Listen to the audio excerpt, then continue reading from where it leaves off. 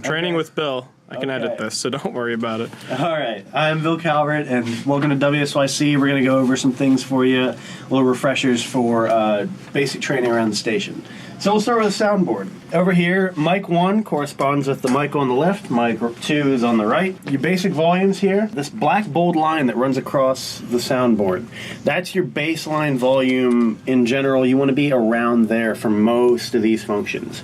So whenever you go to use a mic, you want to adjust it to about how your sound is. Couple notches above or below is good. To turn a mic on to go on air, you press this red button here. That means that it's on air. Now the volume's down on this, so it won't be broadcasting right now, but that means that this mic is on air at the moment. So any of these red indicators that's lit means that the function is on air. CD, we will cover in a little bit. CD 1 and 2. CD record, we won't really be using that. iPod and laptop, that's otherwise known as the aux input. Typically, you want that a little lower. You want to, anytime you're using a device like a phone, laptop, tablet, or anything like that to input audio to broadcast, you want to have the volume all the way up on your device so that you can control the volume exclusively with the soundboard. It's more consistent that way. And you're going to have to base it on your device. Every device is a little bit different in its response, but typically you want your volume a little bit below this, never above this black line. You shouldn't need it. We don't use TT. The news button. So this studio right across the way, which we'll cover in more detail, it's right through this glass. That's the newsroom, and it can be used as an auxiliary broadcast station. You can connect it with this button and put it on air like you have 4 seats in the studio instead of just 2. So the newsroom, turning it on and using this volume controls the entire volume output of that room. Proportional, they control their own volumes, but then you control whether you can hear them or not and how loud. Program button, again, it's the same thing. This is for the recording room right across the way. The program room, again, just like the newsroom, you can put it on air, and it has another 2 seats. So potentially you can have 6 to 7 people on air at a clip. So, hybrid. Hybrid is for the phone system. Anyone calling into the station, you'll use on hybrid. So if we come over here to the hybrid tower, this is the phone line. And it'll flash up here on the strobe, this one. Mm-hmm.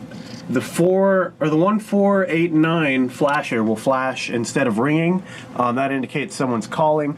So you can pick up on this, say hello, WSYC, your caller number or whatever, if you're doing a giveaway on air, something like that. And if up to you, you may ask them if they want to go on air. If they do, you say, okay, I'm going to put you on air.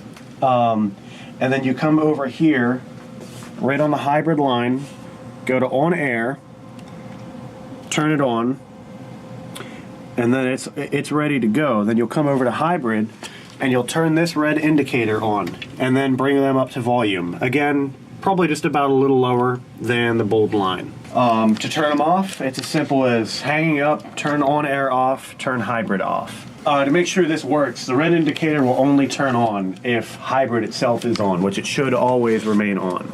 Back over here, this button, you'll mainly use this if you're in the sports crew, is the Comrex button. This controls the output volume similar to the 2 auxiliary rooms for the Comrex, which is our remote broadcasting system. So again, you can control the entire overall broadcast output of the Comrex from here, and turning this button on will allow it to broadcast through the station. The computer/liners, turning this button on, again, you want to keep this about below the bold line or at the bold line. This computer tends to run a little quieter. Sometimes you may need to bump it above, but that'll vary on your show. So if we come over here to the computer, this computer is what we'll use for playing liners that are required by FCC, PSAs, that sort of thing. I'll put some elevator music on during this. Okay.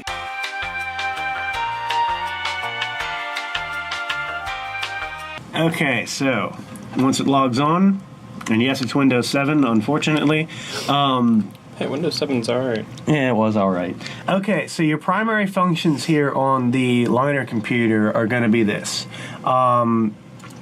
If you ever want to record your show or need to record your show for any reason. Some people like to listen back to it. Some people record podcasts on their own time. And you can do this from any of the 3 studios. Preferably if you're going to record from the recording studio. I said record a lot there.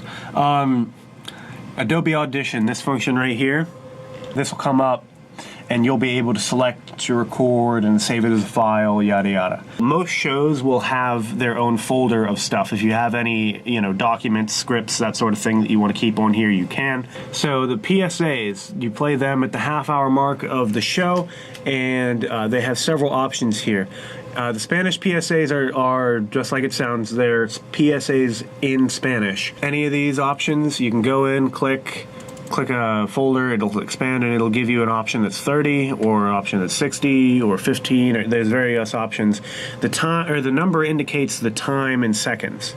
So Jocelyn Spanish right here, it's just an MP3 file. You click on it and it'll come up. It'll start playing automatically. So I recommend that you have the computer button over here turned off just up to volume until you're ready to use it. So you'll pause it, just drag it back, and then it's ready to go. All you have to do is click the play button, turn this on, and turn the red button on, then click the Windows Media Play button to play your liner, or your PSA in this case. It'll play through, and then whenever it's done, you can just close out Windows Media Player and back out of the folder. Again, there are similar English PSAs. Again, there's also both of these options will have live announcer copies, and these are just a script. So financial literacy, it's a PDF file with a script, and you essentially just read through this. There's various ones. This is the one that takes about 30 seconds, one that takes about 15 seconds, 10 seconds, 5 seconds. Moving on from the computer, back over to the soundboard. We'll touch on Simian here. Simian is our automated system for continuous music while nobody's on air. As you can see by the indicators, there is something playing and broadcasting on air. It's bouncing. Speaking of which, you never want them to go into the red. That's bad. So, Simian should never go above the indicated volume here, about the first line below the bold line. That's about where you want it. That's a consistent, set, comfortable volume for Simian. It should always be on whenever you're not on air or not broadcasting. If you leave the studio or if you leave a broadcast, if you're done with the broadcast, always make sure that this is turned back on and up to volume. And make sure that whenever you come in, it had been on. If it's not on, that needs to be reported. That's a problem. So, Simian always stays on whenever you're not on air. Coming over here to the volume. So we already briefly discussed Q, so we want that down. Monitor or headphone volume. Each headphone input, which is 4. There's 2 on this one, and there's 2 over here on this media tower. All 4 are controlled individually and separately on this media tower with these dials. From the soundboard, you can control them all in proportion to one another, just bring them all up or down from where they're at. And that typically whoever's manning the soundboard for the most part will take care of that. You can raise or lower them as necessary. Most of them are done by individual control. And the monitor, of course, plays music out of these speakers. It's whatever's going on air at the moment. So, that's pretty much it for the soundboard. So coming over here to the media deck tower, we have CD record. This is for burning CDs. Typically we don't use this, but you can. It functions pretty much just like any other CD recorder burner that you have used. It's fairly self-explanatory. Same thing with the dual stacked CD players down here. You can use them. They each power on separately. Have their own separate controls, playback, open, close, that sort of thing. And the handy thing about this is if you are going to play CDs, you can have one playing in the top and the next one queued up and ready on the song you want to play on the bottom. So all you have to do is either power this off or come over here to the CDs and just turn one of them off air and then turn on the one that's going to play next. And then you just start it right on here and you play it. CD volume, it'll vary a little bit from CD to CD, but typically you want these two within the first or second line below the bold indicator. You don't want them much higher than that. That's typically about where you want the CDs. Come here for the audio cord. This is the aux cord. It's, again, labeled iPod laptop because reasons. And this will plug into any of your standard 3.5 millimeter jack audio devices. Sorry, iPhone users. Yeah, sorry. Get that adapter going. The other important thing, and this comes in, always remember, if you have a slip up on air, if you accidentally say something that you shouldn't, it doesn't comply to FCC, a song says something it shouldn't that you didn't realize it was in there, remember that there is a 7-second broadcast window between what goes on in here in the studio and what goes on, or what they hear out there. So right here, the profanity dump. The big red button of oops. If you have a slip up, something goes wrong, all you have to do is press this button and hold it in for 2 to 3 seconds, and it'll clear everything in that 7-second window, which should catch whatever mistake you made. You don't realize how long 7 seconds is. You as soon as you realize, if you do it, as soon as you realize something happened, then you pretty much got it. 7 seconds is a long time. So, all right, so that's a tour of WSYC and most of the hardware, most of the common tips and tricks for the station. You have any further questions for the 2018-19 school year, please direct them to me, Bill Calvert, Human Resources Director and the DJ Trainer. Other than that, have a good day.